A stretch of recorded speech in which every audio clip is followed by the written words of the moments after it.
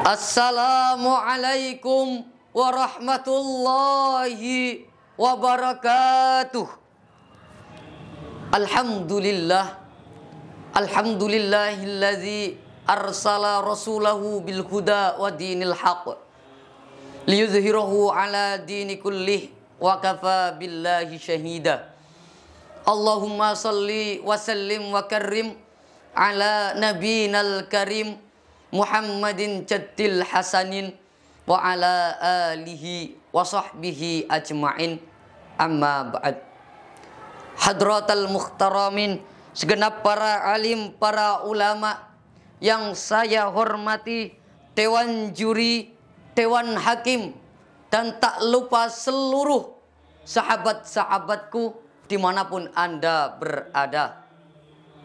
Di era digitalisasi saat ini, umat Islam dihadapkan pada tantangan yang berat. Satu sisi kita patut bersyukur atas segala kemudahan yang diberikan oleh perkembangan teknologi.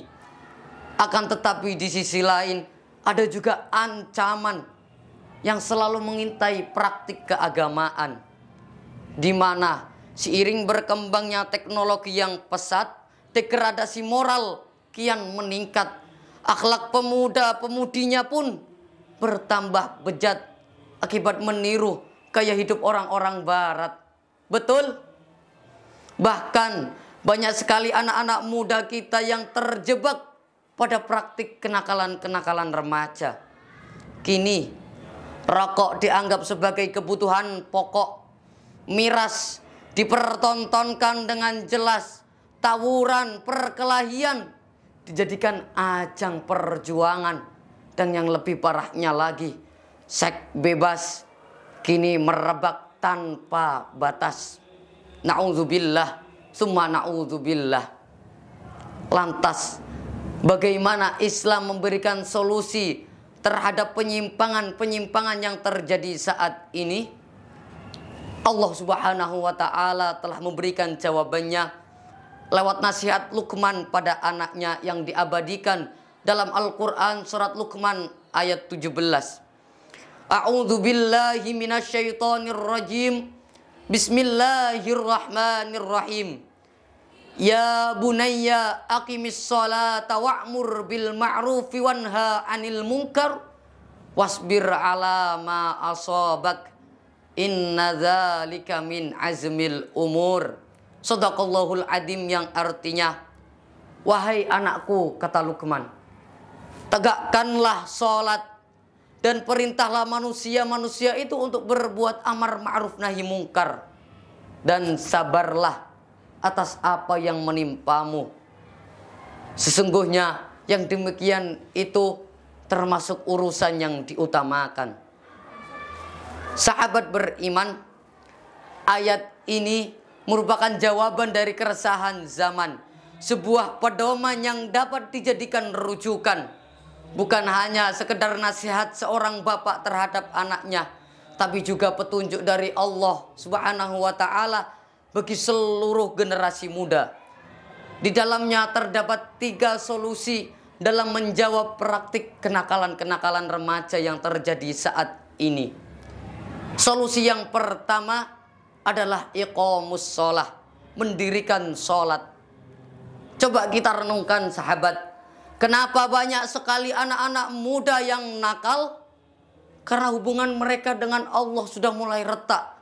Mereka jarang sholat atau bahkan tidak pernah sama sekali menikmati indahnya sholat. Padahal sholat bukan hanya sekedar kewajiban, tapi juga menjadi benteng keimanan yang dapat melindungi kita dari nafsu dan godaan setan. Kemudian solusi yang kedua adalah amar ma'ruf nahi mungkar. Sahabatku, remaja yang tangguh bukan hanya menjaga dirinya sendiri, tapi juga mampu mengajak saudara-saudaranya, teman-temannya ke jalan yang baik. Bukan karena merasa dirinya sok suci, tapi ini bentuk peduli. Bukan karena merasa dirinya sok alim, tapi ini memang penting.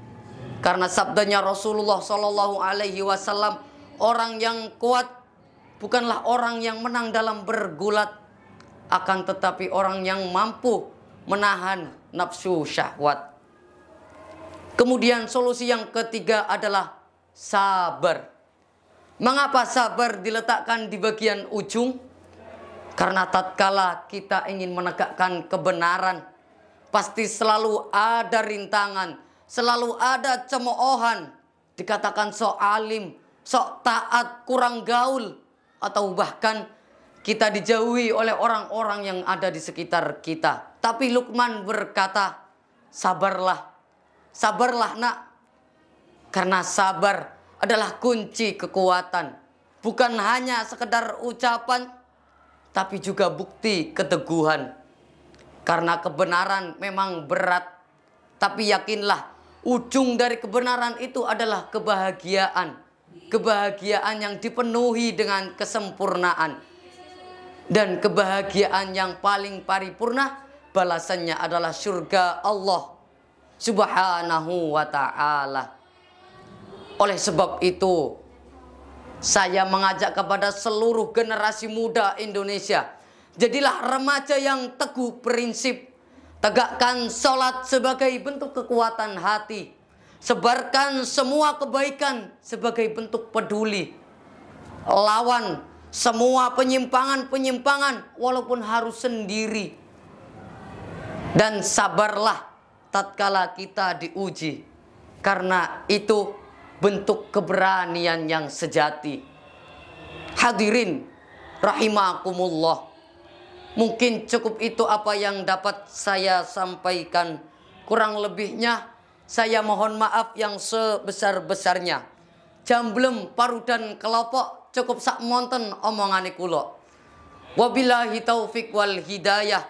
Tumassalamu alaikum warahmatullahi wabarakatuh.